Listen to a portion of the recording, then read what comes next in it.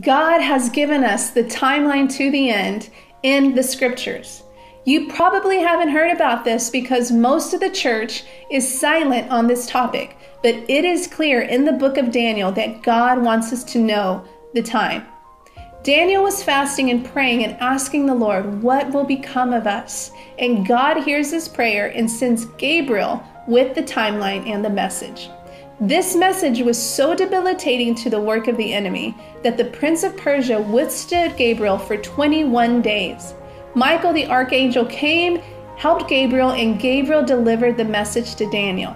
Now in verse 10 of chapter 12 it says, "The wicked will not understand this, but the wise will understand." And he says in verse 11, "From the time that the daily sacrifices are taken away and the abomination of desolation is set up, there will be 1,290 days, which is 1,290 years.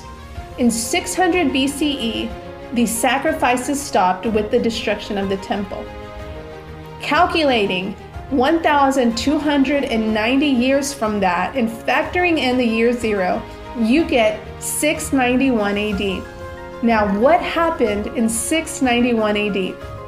The Dome of the Rock was built at the holy place. In verse 12 it says, "Blessed is he who comes to 1,335 days, which is 1,335 years. Adding that to 691 AD, when the abomination of desolation was set up, you get to Rosh Hashanah 2026-2027. God has given us the timeline to the end. Jesus himself, when he was here on earth, says, "When you see the abomination of desolation standing at the holy place, spoken of by the prophet Daniel, you will understand."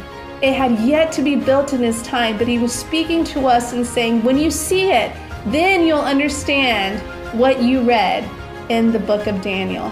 God wants us to know the time of his coming. He wants us to prepare. He wants us to talk to our family, to tell our friends, to tell everyone that the King is coming.